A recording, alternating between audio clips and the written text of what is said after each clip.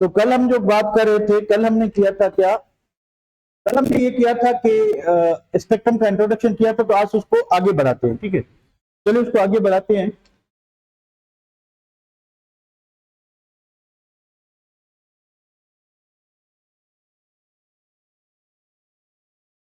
तो ये जो स्पेक्ट्रम होता है, स्पेक्ट्रम के दो टाइप्स होते हैं। स्पेक्ट्रम के दो टाइप्स होते हैं, एक कंटिन्यूस और दूसरा होता है लाइन। आप इसको डिसकंटिन्यूस स्पेक्ट्रम भी कह सकते हैं, आप इसको डिसकंटिन्यूस स्पेक्ट्रम भी कह सकते हैं। अब होता क्या है कंटिन्यूस स्पेक्ट्रम, ठीक है। तो ये दोनों जो टाइप हैं ये किसकी हैं, ये दोनों टाइप जो है emission spectrum. Emission spectrum, again spectrum दो टाइप के होते हैं। अगर दूसरी टाइप पे आए तो एक होता है एब्जॉर्प्शन स्पेक्ट्रम, एब्जॉर्प्शन स्पेक्ट्रम, और दूसरा होता है इमिशन स्पेक्ट्रम। ठीक है, इनको थोड़ा थोड़ा एक्सप्लोर करते हैं। ठीक है, तो हमें पहली बात के एब्जॉर्प्शन स्पेक्ट्रम कब मिलेगा, हमें एब्जॉर्प्शन स्पेक्ट्रम तब मिलेगा जब हमारे पास कोई भी एब्जॉर्प्शन स्पेक्ट्रम आपको कब मिलेगा, जब आपके पास कोल्ड एटम हो। ठीक है, कोल्ड एटम हो। ठीक है, आप इसको क्या करें कि आप लाइट एनर्जी यूज करें इसको एक्साइट करने के लिए, लाइट एनर्जी यूज करें इस कोल्ड एटम को एक्साइटेशन के लिए, यानी जो सोर्स ऑफ एनर्जी हो वो लाइट एनर्जी। ठीक है, तो कोल्ड एटम में जैसे ही हम लाइट एनर्जी क्या करेंगे, एब्जॉर्ब करेंगे, तो ये एटम क्या करेगा, कोल्ड एटम कुछ रेडिएशन से एब्जॉर्ब करेगा, कुछ रेडिएशन क्या करेगा, एब्जॉर्ब करेगा। ठीक है, तो जैसे ही ये फॉर एग्जांपल ये कोई एटम है, हाइड्रोजन एटम की बात कर लें। ठीक है, तो यहां से light radiations of different colours आ रही हैं। ठीक है, अब इस एटम ने क्या किया कि फॉर एग्जांपल लेते हैं कि ये जो फोटॉन है इसने एब्जॉर्ब कर लिया, एक फोटॉन, सिर्फ एक फोटॉन। ठीक है, तो इसने एक फोटॉन क्या किया, एब्जॉर्ब किया, तो बाकी सारी लाइट एटम से गुजर जाएगी, गुजर के स्पेक्ट्रम में गिरेगी। ठीक है, अब स्पेक्ट्रम में इसने ब्लू कलर की लाइट एब्जॉर्ब की थी, तो इधर हमें एक ब्लू लाइन मिलेगी, इधर हमें क्या मिलेगी, ब्लू लाइन। ठीक है, ब्लू लाइन जो है वो क्या, सॉरी ब्लू लाइन नहीं मिलेगी, हमें क्या मिलेगी, डार्क लाइन। हमें क्या मिलेगी, डार्क लाइन मिलेगी, क्योंकि ये वो वेवलेंथ है जो इसने एब्जॉर्ब की, ये वो वेवलेंथ है जो इसने क्या की, एब्जॉर्ब की। तो बाकी 1 2 3 4 वेवलेंथ इसने क्या रिफ्लेक्ट की, तो इधर जो आपको करंट मिलेगा वो कलर्ड मिलेगा। अब उसमें कोई भी कलर हो, रेड हो, उसके बाद ग्रीन हो, कोई भी हो, यानी सारे कलर इधर मिलेंगे, सवाए किसके, एक जगह के, जो इसने क्या किया, ये पिंक हो गया भैया, आप पर्पल कह लें, उसके बाद जो है ये येलो हो गया, डिफरेंट कलर्स मिलेंगे, पर आपको एक जगह पे जो है वो डार्क लाइन मिलेगी। ठीक है, तो एब्जॉर्प्शन स्पेक्ट्रम में क्या होता है, एब्जॉर्प्शन स्पेक्ट्रम में होता क्या है कि एटम ने जो सर्टेन वेवलेंथ एब्जॉर्ब की, बाकी सारी लाइट जाके स्पेक्ट्रम पे गिरेगी, जिंक सल्फाइड की प्लेट पे, सिर्फ इस जगह पे जो डार्क लाइन होगी ये क्या बता रही है, क्या इंफॉर्मेशन मिल रही है कि this is the wavelength, this is the frequency और वेवलेंथ ऑफ वेवलेंथ, फ्रीक्वेंसी और वेवलेंथ ऑफ रेडिएशन जो इस एटम ने एब्जॉर्ब की। तो एब्जॉर्प्शन स्पेक्ट्रम में क्या होगा कि स्पेक्ट्रम का जो बैकग्राउंड है, स्पेक्ट्रम का जो बैकग्राउंड है, ठीक है, बैकग्राउंड जो है वो क्या होता है, कलर्ड होता है। अब कलर्ड कह लें या ब्राइट कह लें, ब्राइट होगा। और जो लाइंस होंगी, लाइंस क्या होंगी, डार्क होंगी। ये दो बातें समझ रहे हैं, तो फिर मैं आगे बढ़ाऊं किसी को, ये दो बातें समझ रहे हैं कि अगर एब्जॉर्प्शन स्पेक्ट्रम होगा तो एक्साइटेशन के लिए लाइट एनर्जी चाहिए, एक्साइटेशन के लिए लाइट एनर्जी चाहिए, जो फोटॉन एटम एब्जॉर्ब करेगा वो लाइट यहां पे नहीं गिरेगी, बाकी सारी लाइट गिरेगी, तो आपकी जो स्पेक्ट्रम है वो कलर्ड होगा, सवाए उन जगहों के डार्क लाइन होगी जो वेवलेंथ इसने क्या की होंगी, एब्जॉर्ब की होंगी। तो आपको एब्जॉर्प्शन स्पेक्ट्रम में क्या मिलेगा, एब्जॉर्प्शन स्पेक्ट्रम में आपको मिलेंगी ब्लैक लाइंस मिलेंगी या डार्क लाइंस मिलेंगी, उसका जो बैकग्राउंड होगा वो ब्राइट होगा या कलर्ड होगा। ये बात समझ रहे हैं बेटा? ये बात समझ रहे हैं? फिर मैं आगे बढ़ाऊं किसे के? Are you getting this point guys? जल्दी बताते जाएं। ओके, चलें नेक्स्ट चीज पे आते हैं कि फिर इमिशन स्पेक्ट्रम में क्या होगा। अब ये तो बात की हमने, इमिशन में क्या होगा। अब इमिशन में आपके पास जो है, आपके पास एक्साइटेड एटम है, आपके पास एक्साइटेड एटम है, ठीक है। अब वो जो एटम एक्साइटेड हुआ है, अब वो इलेक्ट्रिकली किया या थर्मली किया, जैसे भी आपने किया, आप इलेक्ट्रिकल एनर्जी यूज की या आपने थर्मल एनर्जी यूज की, किसको, एटम को जो है वो क्या करने के लिए, एक्साइट करने के लिए, ठीक है। तो आपको दो किस्म के स्पेक्ट्रम मिल सकते हैं, एक कंटिन्यूस स्पेक्ट्रम और दूसरा लाइन और डिसकंटिन्यूस स्पेक्ट्रम। अब कंटिन्यूस स्पेक्ट्रम तब मिलेगा जब आपने किसी सब्सटेंस को स्ट्रांगली हीट किया हो, ठीक है, आपने स्ट्रांगली हीट किया, ठीक है। अब बल्क ऑफ द मैटर था, बहुत सारे उसमें जो है कंपाउंड की फॉर्म में था, या कहां से, कंटिन्यूसली इलेक्ट्रिक बल्ब है हमारे पास, इलेक्ट्रिक बल्ब है, या हमारे पास जो है सनलाइट है, या कोई भी एक्सट्रीमली हार्ड बॉडी है, ठीक है। तो अगर ये कंडीशन होगी कि एक्सट्रीमली हार्ड बॉडी है तो वो कंटिन्यूसली क्या करेगी, रेडिएशन इमिट करेगी। तो हमें जो स्पेक्ट्रम मिलेगा, कंटिन्यूस स्पेक्ट्रम, वो कुछ इस कंडीशन का होगा कि उसमें डिफरेंट कलर्स होंगे। क्या होंगे? डिफरेंट कलर्स होंगे। हमें अज्यूम करें कि वायलेट है, अब इसी के अंदर जो है आपका ब्लू मिक्स होगा, कोई बाउंड्री नहीं होगी, ठीक है। उसके बाद जो है येलो होगा या कुछ भी होगा, ठीक है। उसके बाद जो है आपका क्या कह लें कि ग्रीन होगा, ऑरेंज होगा, ठीक है। ऑरेंज को थोड़ा इधर कर लेते हैं, आखिर में आपको क्या मिलेगा, रेड मिलेगा। और ये जो कलर हैं ये एक दूसरे में मिक्स होंगे, यानी ये देखें कि ऑरेंज रेड में मिक्स है, ग्रीन येलो में मिक्स है, ब्लू जो है आपका येलो में मिक्स है, पर्पल ब्लू में मिक्स है। तो इस टाइप का जो स्पेक्ट्रम होता है, इसको हम क्या कहते हैं, इसको हम कंटिन्यूस स्पेक्ट्रम कहते हैं। तो इसकी सोर्स क्या होनी चाहिए? इसकी सोर्स जो होगी वो स्ट्रांगली हार्ड मटेरियल हो, ठीक है। तो स्ट्रांगली हार्ड मटेरियल जो होगा, जो बहुत ही गर्म होगा, या जिसको हमने कंटिन्यूसली बहुत ज्यादा देर तक हीट सप्लाई की है, और वो कंटिन्यूसली रेडिएशन खारिज करेगा, तो हमें कंटिन्यूस स्पेक्ट्रम मिलेगा। अब हमने क्या किया कि लाइन स्पेक्ट्रम कब मिलेगा आपको?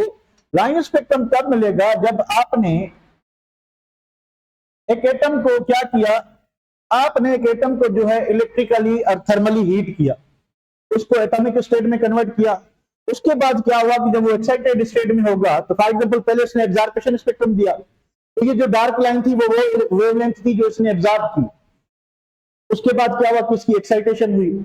अब ये जो एक्साइटेड एटम है जिसने ऑलरेडी लाइट एनर्जी एब्जॉर्ब की थी, अब ये फोटॉन क्या करेगा, रिलीज करेगा। तो इसमें आपको क्या मिलेगा कि पूरा का पूरा बैकग्राउंड डार्क होगा।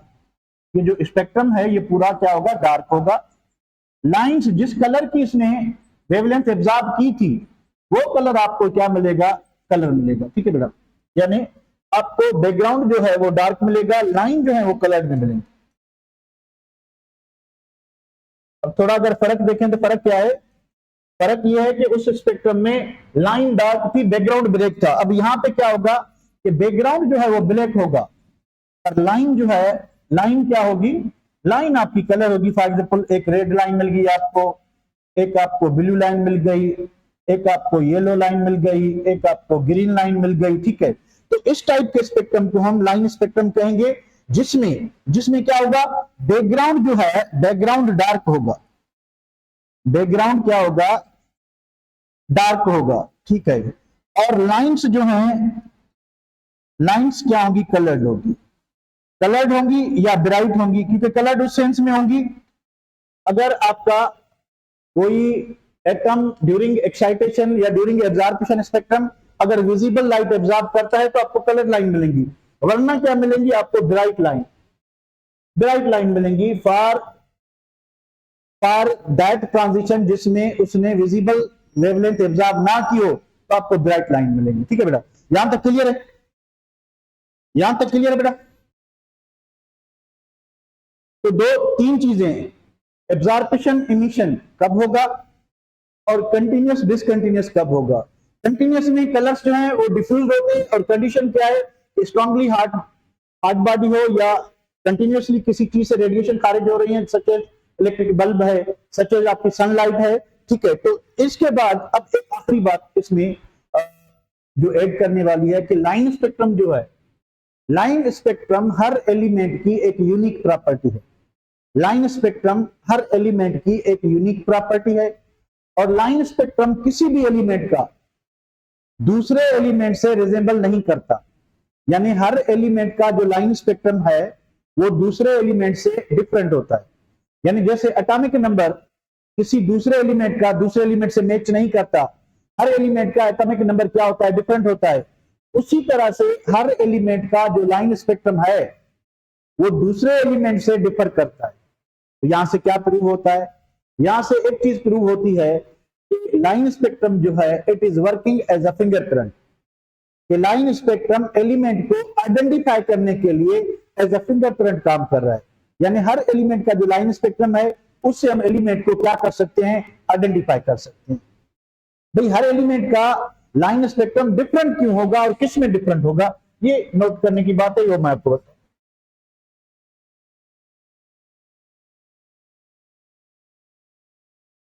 The line spectrum of every element is different due to fill in the blank, आप blank fill करें। दूसरी बात, line spectrum of an element differ with any other element, differ with any other element। तो किस में different होगा, पहले में क्या आना चाहिए, कोई बताएगा। What should be in the blank के किसी भी एलिमेंट का जो लाइन स्पेक्ट्रम है दूसरे एलिमेंट से डिफरेंट क्यों होता है, सिंपल सी बात बताएं। किसी भी एलिमेंट का लाइन स्पेक्ट्रम दूसरे एलिमेंट के स्पेक्ट्रम से चेंज क्यों होता है, due to different electronic structure. Structure कह लें इलेक्ट्रॉनिक, या आप इलेक्ट्रॉनिक इन्वायरमेंट कह लें, कि हर एलिमेंट की जो इलेक्ट्रॉनिक इन्वायरमेंट है, जो इलेक्ट्रोस्टैटिक फोर्स है, जो नंबर ऑफ इलेक्ट्रॉन्स हैं, न्यूक्लियर चार्ज है, ये दूसरे एलिमेंट से क्या होती है, डिफरेंट होती है। इस वजह से हर एलिमेंट के इलेक्ट्रॉन को ट्रांजिशन के लिए यानी लोअर शेल से अपर शेल में जंप करने के लिए एनर्जी जो है वो डिफरेंट चाहिए। तो इस वजह से क्या होगा कि डिफरेंट जो है कलर की लाइंस, वो हर एलिमेंट डिफरेंट कलर की लाइंस क्या करेगा, एब्जॉर्ब करेगा। अब दूसरी बात पे ये डिफरेंट किस में होते हैं, नंबर वन भाई, नंबर वन जो है कि हर एलिमेंट का लाइन स्पेक्ट्रम दूसरे से डिफरेंट क्यों होता है, due to different electronic structure. किसमें डिफरेंस होता है, क्या क्या डिफरेंट होता है भाई, number of spectral lines, number of spectral lines, के स्पेक्ट्रल लाइंस में फर्क हो सकता है कि हाइड्रोजन की अगर 20 लाइन है तो सोडियम की जो है वो 50 हो सकती है, ठीक है, स्पेक्ट्रल लाइन में डिफरेंस हो सकता है। Number two, colour of the spectral line, colour of spectral lines, ठीक है। Number three, space between spectral lines, के स्पेक्ट्रल लाइंस जो मिली हैं उनमें स्पेस में फर्क हो सकता है। अब ठीक है, इसको थोड़ा सा एलाबोरेट करते हैं कलर को। तो अगर आप हाइड्रोजन का स्पेक्ट्रम देखेंगे तो आपको दो ब्लू लाइन मिलेंगे, ठीक है। अगर आप सोडियम का स्पेक्ट्रम देखेंगे तो आपको दो येलो कैरेक्टरिस्टिक लाइंस होंगी, जो हमें ये बताने पे मजबूर करती हैं या सोचने पे मजबूर करती हैं स्पेक्ट्रम जो है ये किसका होगा, ये सोडियम का होगा। अगर आपको स्पेक्ट्रम में दो ब्लू लाइन मिले तो आप कहेंगे किसका होगा। तो इसको इसमें इसमें प्रॉब्लम बेटा, कोई प्रॉब्लम, क्या बात जल्दी बताएं।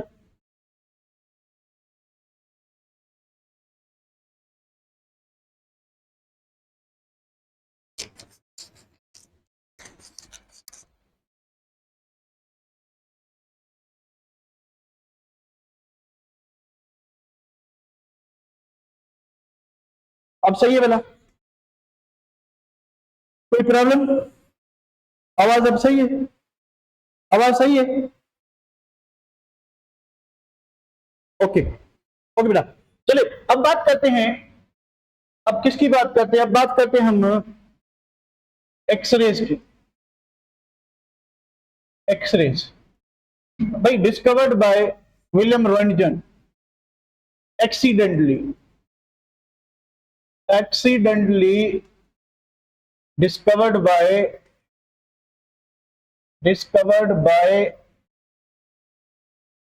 विलियम, पूरा नाम है विलहेल्म,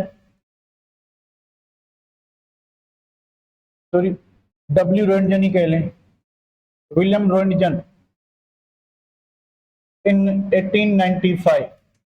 अब रेडियो एक्टिविटी 1895 में भी एक्सीडेंटली डिस्कवर हुई थी और एक्सरेज भी एक्सीडेंटली डिस्कवर, तो 1895 में कुछ एक्सीडेंट ज्यादा हो रहे थे, ठीक है। तो 1895 में इसने क्या किया था, विलियम रोएंटगन ने, इसने देखा कि डिस्चार्ज ट्यूब में अगर हम थिक एनोड लेते हैं, अगर हम थिक एनोड लेते हैं, डिस्चार्ज ट्यूब में अगर हम थिक एनोड लेते हैं और वही सीन के अंदर गैस फिल करके करंट पास करते हैं, गैस फिल करके ये कैथोड हो गया, करंट पास करते हैं, तो करंट पास करने से क्या होगा मैं आपको बताता हूं। तो जैसे ही हम इससे करंट पास करेंगे, ये आपकी बैटरी आ गई,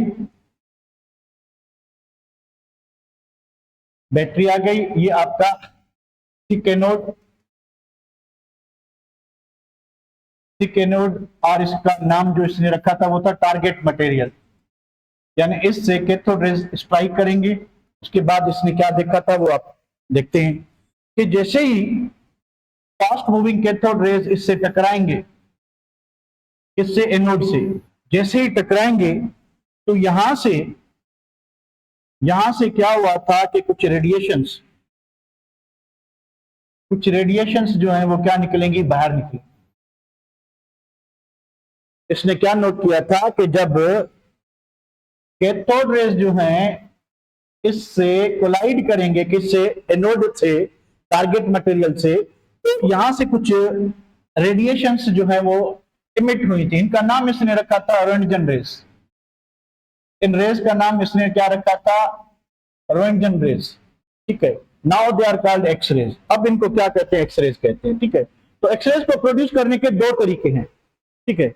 एक ये है कि जब ये जो कैथोड है, ठीक है, इस कैथोड से जब फास्ट मूविंग कैथोड रेज, जैसे ही फास्ट मूविंग कैथोड रेज यहाँ पे थिक एनोड से कोलाइड करेंगे, टकराएंगे, तो इसकी थिकनेस ज्यादा होने की वजह से इससे गुजर नहीं पाएंगे, बल्कि इसमें ट्रैप हो जाएंगे। तो जैसे ये ट्रैप होंगे तो जाहिर है ये इतनी ज्यादा तेजी से आ रहे थे, तो इनके पास क्या थी, स्टोर्ड एनर्जी थी। जैसे ये सडनली स्टॉप हो जाएंगे, रुक जाएंगे, इसमें फंस जाएंगे, तो यहां एनर्जी क्या करेंगे, खारिज करेंगे। एक कॉन्सेप्ट ये है। दूसरा कॉन्सेप्ट ये है कि के सीरीज एक्सरेज और L series X rays, L series X rays, कि भाई अगर आप जो टारगेट मटेरियल ले रहे हैं वो हेवी एलिमेंट है। अब हेवी एलिमेंट का मतलब क्या हुआ, जिसका एटॉमिक मास या एटॉमिक नंबर ज्यादा हो।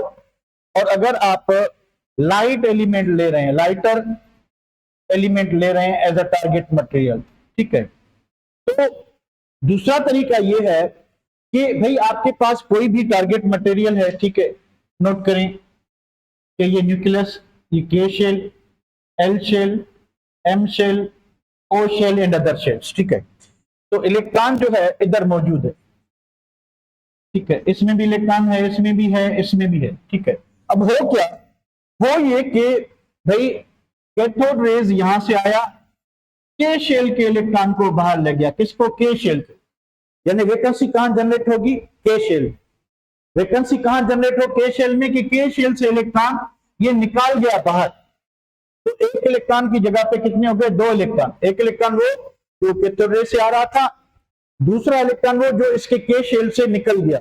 अब दूसरी चीज क्या हो दूसरी चीज साइमल्टेनियसली ये हो कि ये आउटर मोस्ट इलेक्ट्रॉन जो है ये जंप करे किसमें, के शेल में, यानी जो वैकेंसी क्रिएट हुई थी, जो कैथोड रेज ने इलेक्ट्रॉन रिमूव किया था के शेल में, अब अपर शेल का इलेक्ट्रॉन नीचे जंप करे। अब देखिए, जब बाहर वाले शेल से इलेक्ट्रॉन जंप करेगा बिल्कुल पहले शेल में, तो कम एनर्जी का फोटोन खारिज होगा कि ज्यादा का होगा?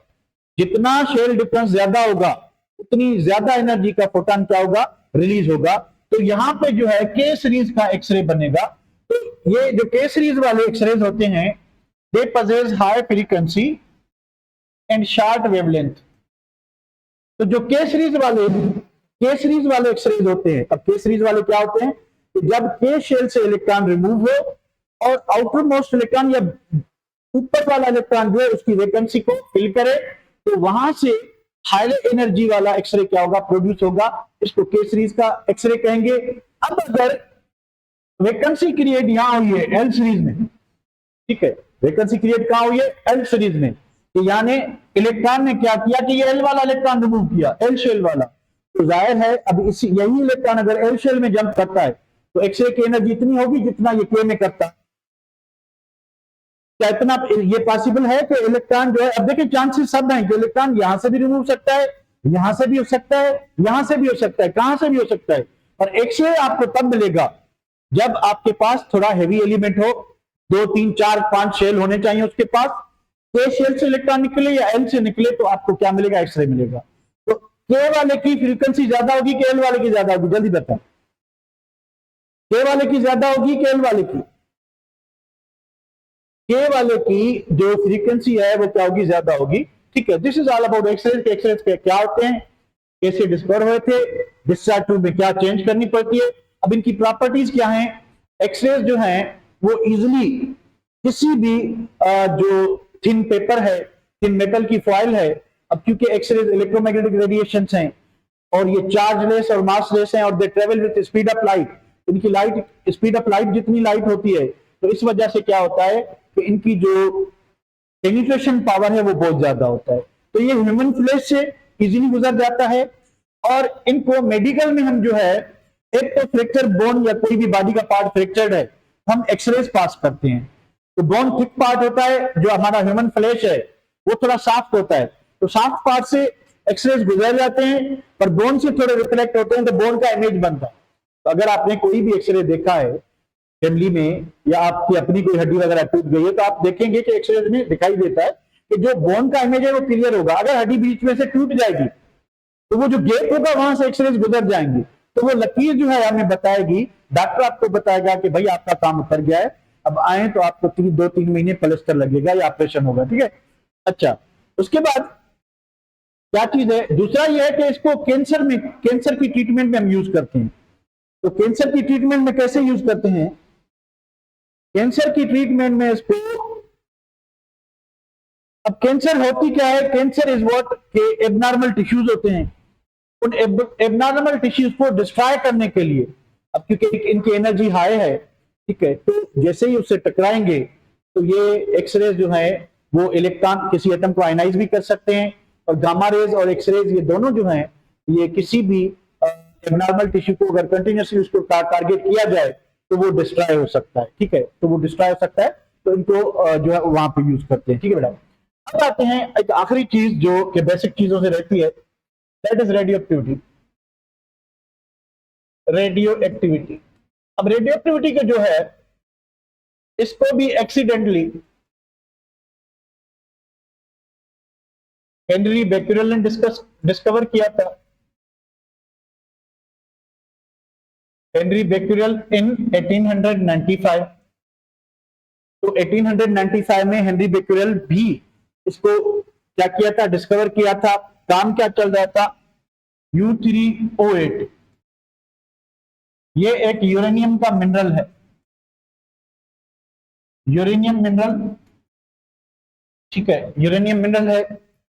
इसने क्या किया कि इसको एक दिन काम करते करते जिंक सल्फाइड प्लेट, जो कि एक फोटोग्राफिक फिल्म होती है, फोटोग्राफिक फिल्म जिसको एज अ डिटेक्टर, लाइट को डिटेक्ट करने के लिए यूज किया जाता था। ठीक है, एज अ डिटेक्टर इसको यूज किया जाता है, ठीक है। और पिच ब्लेंड और होता है, पर बुक में लिखा हुआ है पिच ब्लेंड। इसने एक दिन ये लेबोरेटरी में काम करते करते अचानक इसको जिंक सल्फाइड की प्लेट में लपेट के घर चला गया।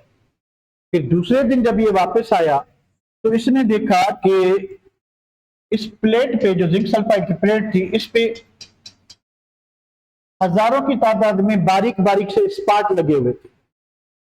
हजारों की तादाद में छोटे छोटे छोटे छोटे स्पॉट लगे हुए थे।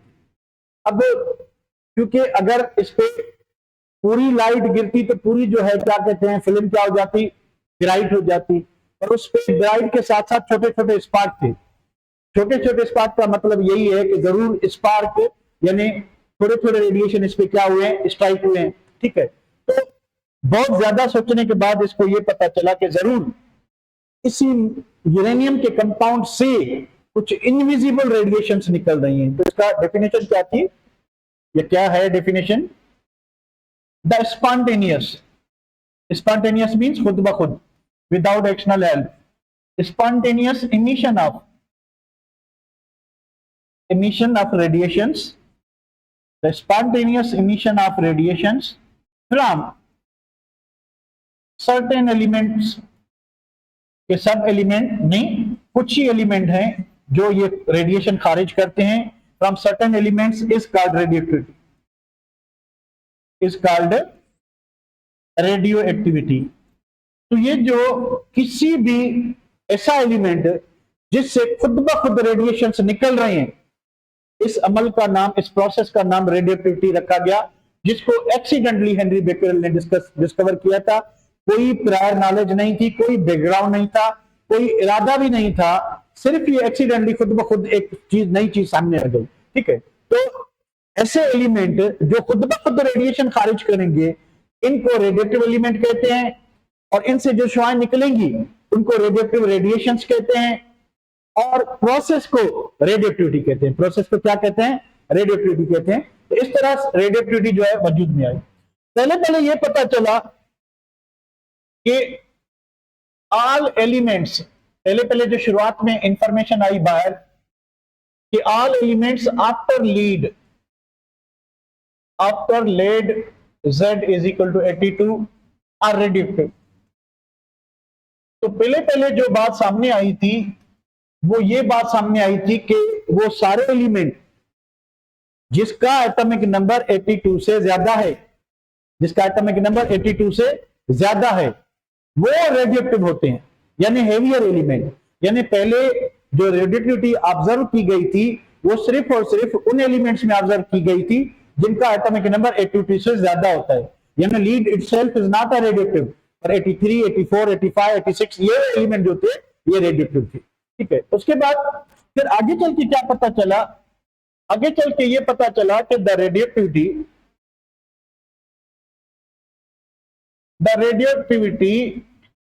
Is due to instability of nucleus, instability of nucleus. आगे चल के ये पता चला कि रेडियोएक्टिविटी लाइटर और हेवियर की बात नहीं है। रेडियोएक्टिविटी इस वजह से होती है क्योंकि न्यूक्लियस अनस्टेबल होता है। न्यूक्लियस अनस्टेबल क्यों होगा? न्यूक्लियस अनस्टेबल क्यों होगा कि जब ऐसे न्यूक्लाइड जिनका न्यूट्रॉन प्रोटॉन रेशियो 1.5 से बढ़ जाएगा, यानी अब देखिए क्या होता है, न्यूक्लियस जब कंस्ट्रक्ट होता है तो इसमें positive positive positive positive charges होती हैं, ठीक है, यानी प्रोटॉन। अब इनके बीच में क्या आते हैं? न्यूट्रॉन। न्यूट्रॉन क्या करते हैं कि इनकी रिपल्सिव फोर्स को कम करते हैं। तो एक लिमिट है कि for each 10 proton maximum 15 neutron जो हैं वो इनकी रिपल्सिव फोर्स को काउंटर कर सकते हैं। अगर 15 से बढ़ जाएंगे, या आप इस तरह से समझे या आप इस तरह से समझे, 150/100 सेम ही बात है, तो 1.5 ही रेशियो आएगा। तो अगर 100 प्रोटॉन है न्यूक्लियस में तो मैक्सिमम 150 न्यूट्रॉन जो हैं उस न्यूक्लियस को स्टेबलाइज कर सकते हैं। अगर जो है न्यूट्रॉन्स की तादाद बढ़ गई है 150 से, इसका मतलब यह है कि प्रोटॉन प्रोटॉन रिपल्शन को न्यूट्रॉन जो है वो कवर नहीं कर पा रहा, तो वो न्यूक्लियस क्या हो जाएगा जिसका न्यूट्रॉन प्रोटॉन रेशियो जो है वो 1.5 से ज्यादा होगा, वो न्यूक्लियस क्या हो जाएगा, अनस्टेबल हो जाएगा। वो न्यूक्लियस क्या हो जाएगा, अनस्टेबल। अब जब ये न्यूक्लियस अनस्टेबल हो जाएगा, जब ये न्यूक्लियस अनस्टेबल हो जाएगा तो ये क्या करेगा, रेडिएशन खारिज करेगा। तो अगर ये न्यूक्लियस इस टाइप का है तो ये रेडिएशन क्या करेगा, खारिज करेगा। ठीक है, तो इस प्रोसेस को हम क्या कहेंगे, रेडियोएक्टिविटी। प्रोसेस को क्या कहेंगे, रेडियोएक्टिविटी। उसके बाद एलिमेंट को क्या कहेंगे, रेडियोएक्टिव।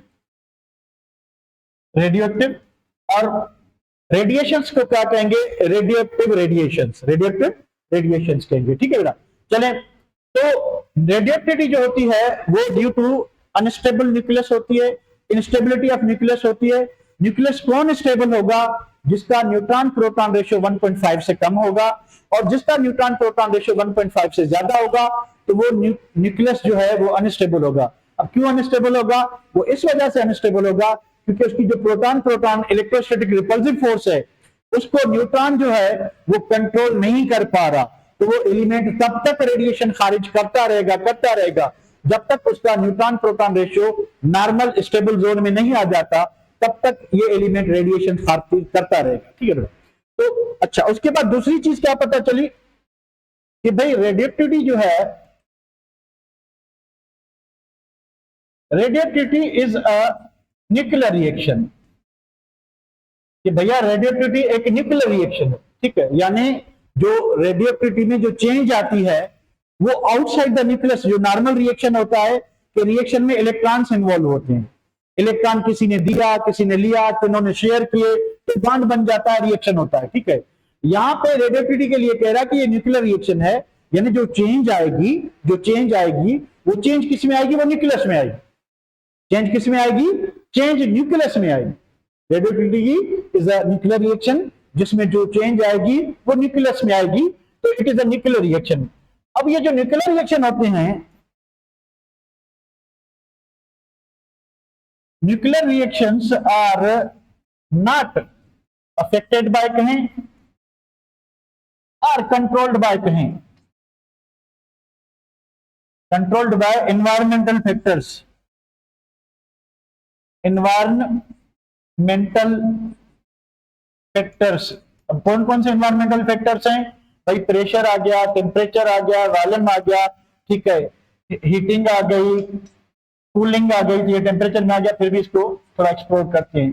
तो इसने क्या किया था, हेनरी बेक्केरेल ने यूरेनियम के मिनरल को हीट करके देखा, कूल करके देखा, प्रेशर बढ़ा के देखा, प्रेशर कम करके देखा, पर किसी भी चीज का ये जो रेडिएशन निकल रहे हैं उस पर कोई असर नहीं पड़ रहा था। जब तक उसको लीड बॉक्स में या लीड शीट में रखा नहीं गया तब तक रेडिएशन उससे निकलते जा रहे थे। ठीक है बेटा, तो यहां तक कोई दिक्कत। ठीक है, अब रेडियोएक्टिव रेडिएशन 3 किस्म के, रदरफोर्ड ने बताया था 1902 में, इन 1902 रदरफोर्ड ने क्या किया कि यूरेनियम लिया 92-238, एक radioactive element, lead box use किया। अब लीड बॉक्स से ये जो भी रेडिएशन यूरेनियम से निकलेंगे लीड बॉक्स से बाहर नहीं आएंगे। ठीक है, तो ये जो जहां से ओपनिंग है वहां से आपके जो है रेडिएशंस इधर आ रहे हैं। तो इसने क्या किया कि रास्ते में एक जिंक सल्फाइड प्लेट लगाई, जिंक सल्फाइड प्लेट लगाई, चार्जेस लगाई उस पर, इलेक्ट्रिकली चार्ज प्लेट्स। तो ये जो रेडिएशन है ये इसको 3 स्पॉट्स पे दिखाई दिए, positive and, negative and in the mid. तो एक किस्म के रेडिएशन वो थे जो नेगेटिव चार्ज की तरफ डिफ्लेक्ट हुए, जो नेगेटिव चार्ज की तरफ क्या हुए, डिफ्लेक्ट हुए। तो इस पे चार्ज क्या होगी, पॉजिटिव चार्ज होगी, तो इनका नाम रखा गया अल्फा पार्टिकल्स। इनका वो जो कहीं नहीं गए इनका नाम रखा गया गामा रेज, क्योंकि ये पार्टिकल्स नहीं होते।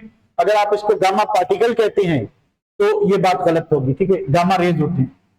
दूसरे हो गए आपके बीटा पार्टिकल्स, बीटा पार्टिकल्स। अब इनके अदर नाम लिखें तो also called helium nuclei, helium nuclei. यानी अगर आप हीलियम के ऊपर +2 चार्ज लगा दें अगर आप हीलियम के ऊपर +2 चार्ज लगा दे, यानी इसके 2 इलेक्ट्रॉन क्या है, निकल गए, ठीक है, 2 इलेक्ट्रॉन क्या है, निकल गए हैं, ठीक है। तो फिर क्या होगा कि आपका इसके पास सिर्फ क्या बचेगा, न्यूक्लियस बचेगा। और अल्फा पार्टिकल के न्यूक्लियस में हीलियम की तरह 2 प्रोटॉन और 2 न्यूट्रॉन होते हैं। अगर इसमें 2 इलेक्ट्रॉन लगा दें फिर हीलियम एटम बन जाएगा, फिर वो अल्फा पार्टिकल नहीं रहेगा। तो ये फर्क है, ठीक है। उसके बाद अल्फा पार्टिकल की जो एटॉमिक नंबर है 2, मास नंबर 4, और इसके ऊपर डबल पॉजिटिव चार्ज। इसके ऊपर क्या चीज है, डबल पॉजिटिव चार्ज। अब क्योंकि इसका मास ज्यादा है तो इसका जो पेनिट्रेशन पावर है वो 1/10 एज कंपेयर टू सी। अगर वेलोसिटी ऑफ लाइट से कंपेयर करें, सॉरी पेनिट्रेशन पावर की बात नहीं कर रहा मैं, स्पीड की बात कर रहा हूं। इनकी जो स्पीड है, स्पीड ऑफ लाइट से 1/10 टाइम्स क्या होती है, कम होती है। 1/, यानी दे मूव और दे क्या कहेंगे, there velocity is 10 times lower than the speed of light. अच्छा, उसके बाद इनका जो आयनाइजेशन पावर है वो 100 times more than beta particles. अब क्योंकि इनके ऊपर डबल पॉजिटिव चार्ज है तो किसी भी एटम्स के साथ गुजरेंगे, किसी भी मॉलिक्यूल के साथ गुजरेंगे, उससे ये क्या करेंगे, इलेक्ट्रॉन निकाल लेंगे। तो वो एटम और मॉलिक्यूल क्या हो जाएगा, आयनाइज हो जाएगा। तो ये आयनाइज करा सकते हैं। इनका आयनाइजेशन पावर बीटा पार्टिकल से 100 टाइम्स ज्यादा है। अगर यही चीज अगर आप गामा से कंपेयर करेंगे तो ये 10,000 बन जाएगा टू गामा। गामा रेज से इनका जो आयनाइजेशन पावर है वो 10,000 टाइम्स ज्यादा है, ठीक है। अगर हम पेनिट्रेशन पावर की बात करें, यानी कोई आपके पास मेटल की थिन शीट है, तो इसको समझने के लिए सिंपल मैं इधर 3 मेटल की शीट्स लगा लेता हूं, ठीक है। तो अल्फा पार्टिकल का मास ज्यादा है तो अल्फा पार्टिकल सिर्फ इस शीट से गुजर सकेगा, neither with this neither with this. अगर बीटा पार्टिकल की बात करें तो वो इन दोनों से गुजर जाएगा पर इससे नहीं। अगर गामा रेज की बात करें तो वो इलेक्ट्रोमैग्नेटिक रेडिएशन है, ना उसको चार्ज है ना मास है, तो पेनिट्रेशन पावर सबसे ज्यादा किसका होगा, ठीक है। इसकी बात करें 10,000 टाइम्स मोर देन अल्फा और 100 टाइम्स मोर देन बीटा। इसकी बात करें तो 10,000 टाइम्स लेस देन गामा और 100 टाइम्स लेस देन बीटा, ठीक है। तो सबसे ज्यादा पेनिट्रेशन पावर किसका होगा, इसका होगा, ठीक है। गामा रेज क्या है कि ये इलेक्ट्रोमैग्नेटिक रेडिएशंस हैं और इलेक्ट्रोमैग्नेटिक स्पेक्ट्रम में सबसे ज्यादा एनर्जी जो है वो गामा रेज की होती है। इन पे ना कोई चार्ज होती है, ना ही इनका कोई मास होता है। ये चार्जलेस भी हैं, मासलेस भी हैं, इलेक्ट्रिक और मैग्नेटिक दोनों प्रॉपर्टीज होती है इनकी। बीटा पार्टिकल्स का अदर नाम है, जैसे इसका हीलियम निकला है, इसको हम कहते हैं फास्ट मूविंग इलेक्ट्रॉन।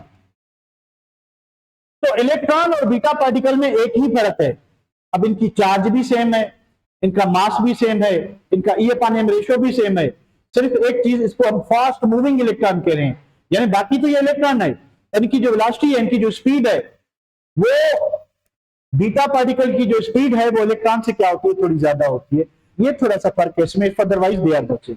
अच्छा, उसके बाद क्या चीज है भाई, बाकी इनकी प्रॉपर्टीज जो है वो इन बिटवीन दिस होंगी, ठीक है। तो ये इनकी जो स्पीड ऑफ लाइट से 9/10 as compare to velocity of light, 10/10 as compare to velocity of light, यानी gamma rays travel with speed of light, और ये जो है 9/10 यानी ऑलमोस्ट स्पीड ऑफ लाइट से ट्रेवल करते हैं 90% as close to the velocity of light, ठीक है।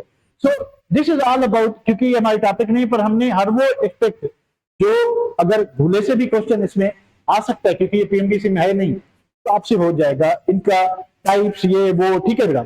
इसको अब रहने देते हैं। अब हम वापस अपने टॉपिक पे आते हैं। हमारी जो पीएमडीसी की टॉपिक है वो है ऑर्बिट एंड ऑर्बिटल। इन दोनों में फर्क क्या है, what is the difference between orbit and orbital. पहली बात करते हैं कि ऑर्बिट क्या होता है।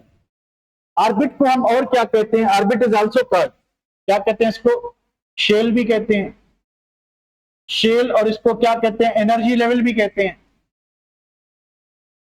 एनर्जी लेवल भी कहते हैं, ठीक है। तो शेल और एनर्जी लेवल है क्या, शेल और एनर्जी लेवल क्या है कि हमें बोर ने बताया था कि एटम के सेंटर में न्यूक्लियस होता है, रदरफोर्ड में बताया था, और उसके बाहर कुछ शेल्स होते हैं जो हमेशा सर्कुलर होते हैं, यानी स्फेरिक, यानी आपको एक इलेक्ट्रॉन जो है अकॉर्डिंग टू बोर एक पार्टिकल है, पार्टिकल नेचर रखता है, और वो एक फिक्स सर्कुलर पाथ में रिवॉल्व करेगा जिसका नाम रखा गया था ऑर्बिट। ठीक है, तो ऑर्बिट क्या चीज है? द फिक्स्ड, ये चीज नोट करें, fixed circular path, circular path around the nucleus, around the nucleus where electron revolve, where electron revolves, कि न्यूक्लियस के बाहर जो फिक्स सर्कुलर पाथ है, यानी ये इलेक्ट्रॉन जो है आपको एक फिक्स जगह पे मिलेगा, उसी ऑर्बिट में मिलेगा जिसका एंगुलर मोमेंटम क्वांटाइज्ड हो अकॉर्डिंग टू बोर। तो ये हमेशा जो है शेल आपका क्या होगा? शेल हमेशा आपका क्या होगा? सर्कुलर होगा। ठीक है, अच्छा, फिर ऑर्बिटल क्या होती है? अगर हम ऑर्बिट और ऑर्बिटल का डिफरेंस करते हैं तो ये एनर्जी लेवल तो इस साइड में लिखते हैं ऑर्बिट। ऑर्बिटल क्या होता है? अब देखिए, जैसे ही पता चला कि इलेक्ट्रॉन को वेव कैरेक्टर होता है, जैसे ही पता चला कि इलेक्ट्रॉन को वेव कैरेक्टर होता है, इलेक्ट्रॉन को ड्यूअल नेचर होती है, हाइजेनबर्ग अनसर्टेनिटी प्रिंसिपल आता है। अब हाइजेनबर्ग अनसर्टेनिटी प्रिंसिपल कहता है कि अगर इलेक्ट्रॉन वेव है, जो कि वेव प्रॉपर्टीज होती है, उसमें डेविसन और जर्मल ने एक्सपेरिमेंटली प्रूव किया था, ठीक है, कि अगर इलेक्ट्रॉन वेव है तो बोर की जो बात है कि इलेक्ट्रॉन सर्कुलर पाथ में क्या करेगा? रिवॉल्व करेगा, वो बात बिल्कुल गलत है। तो फिर श्रोडिंगर आता है और दूसरी बात की थी हाइजेनबर्ग ने कि हम इलेक्ट्रॉन को एग्जैक्टली न्यूक्लियस के बाहर नहीं बता सकते। अब ये कहता है कि इलेक्ट्रॉन एक फिक्स डिस्टेंस पे होगा न्यूक्लियस से, यानी अगर आपको पहले शेल में इलेक्ट्रॉन चाहिए हाइड्रोजन में, तो वो हमेशा हमें कितनी दूरी पे मिलेगा? 0.529 एंगस्ट्रॉम। ठीक है, पर हाइजेनबर्ग कहता है कि इलेक्ट्रॉन को वेव नेचर होने की वजह से आप इलेक्ट्रॉन को outside the nucleus exactly locate नहीं कर सकते। तो फिर श्रोडिंगर मैदान में आया, उसने कहा कि भाई हाँ ठीक है, इवन दो हम 100% एक्यूरेसी से नहीं बता सकते कि इलेक्ट्रॉन कहां मिलेगा आउटसाइड द न्यूक्लियस, बट कह रहा कि there are 3 dimensional region around the nucleus, के न्यूक्लियस के बाहर एक ऐसे रीजन होते हैं जहां पे इलेक्ट्रॉन डेंसिटी बहुत ज्यादा होती है, जहां पे इलेक्ट्रॉन मिलने के मोर देन 95% चांस होते हैं। उसका नाम इसने रखा क्या? ऑर्बिटल। ठीक है, तो इसको मैं मिटा के ऑर्बिटल की डेफिनेशन लिखते हैं। द थ्री डायमेंशनल स्पेस और रीजन कह लें, reason around the nucleus where there is maximum में approximately equal to or greater than 95% maximum chance of finding electron, chance of finding electron, कि न्यूक्लियस के बाहर ऐसा रीजन जहां पे इलेक्ट्रॉन मिलने के मोर देन 95 इक्वल टू और मोर देन 95% चांस हो इलेक्ट्रॉन मिलने का, उसको हम क्या कहते हैं? ऑर्बिटल कहते हैं। अब ऑर्बिट जो है वो 2 डायमेंशनल होती है, ऑर्बिटल जो है वो 3 डायमेंशनल होती है। ठीक है, इसके हिसाब से इलेक्ट्रॉन जो है एक फिक्स्ड डिस्टेंस पे मिलेगा। इसके हिसाब से इलेक्ट्रॉन जो है फिक्स डिस्टेंस पे नहीं, हम प्रोबेबिलिटी फाइंड कर सकते हैं, एक चांस ले सकते हैं, एक चांस बता सकते हैं कि इलेक्ट्रॉन कहां हो सकता है। ठीक है, दूसरी बात, ये सिर्फ पार्टिकल नेचर को एक्सप्लेन करती है, ये जो है वेव नेचर को एक्सप्लेन करती है इलेक्ट्रॉन की। ठीक है, उसके बाद ये ऑलवेज क्या होगा? सर्कुलर पाथ होगा। ऑर्बिटल 3 डायमेंशनल होती है, स्फेरिकल भी हो सकती है, डंबेल भी हो सकती है, डबल डंबेल भी हो सकती है, और कॉम्प्लिकेटेड भी हो सकती है, कोई भी इसका शेप हो सकता है। ठीक है, उसके बाद वेव पार्टिकल बाद कि it is contradictory to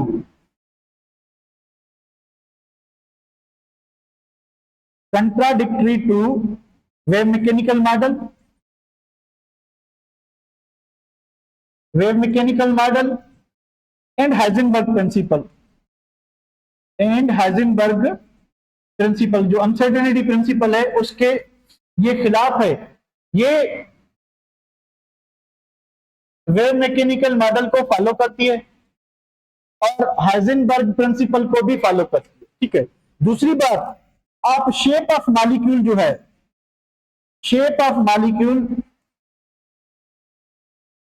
can not be predicted from orbit, कि आप ऑर्बिट से मॉलिक्यूल का शेप प्रेडिक्ट नहीं कर सकते। हाँ, आप शेप जो है can be predicted by arrangement of orbitals, एक और बात, ठीक है, कि आप क्या कहते हैं कि इससे शेप ऑफ मॉलिक्यूल जो है वो आप यहां से अंदाजा नहीं लगा सकते ऑर्बिट से, पर हाँ आप ऑर्बिटल से अंदाजा लगा सकते हैं। एक और बात कि इसमें मोर देन 2 इलेक्ट्रॉन्स कंपनसेट हो सकते हैं अकॉर्डिंग टू 2n² फार्मूला। इसमें 2 से ज्यादा इलेक्ट्रॉन नहीं आ सकते, ओनली मैक्सिमम 2 इलेक्ट्रॉन्स जो हैं, ओनली इलेक्ट्रॉन्स या only 2 electrons, maximum 2 electrons can occupy या अकोमोडेट एन ऑर्बिटल। एक ऑर्बिटल में ज्यादा से ज्यादा, एक ऑर्बिटल में ज्यादा कितने इलेक्ट्रॉन आएंगे? 2 आएंगे, इससे ज्यादा नहीं आएंगे। ठीक है बेटा, तो this is all about today's lecture. तो बाकी हम जो है वो कल करेंगे, बल्कि टेस्ट के बाद करेंगे। तो टेस्ट आपकी जो है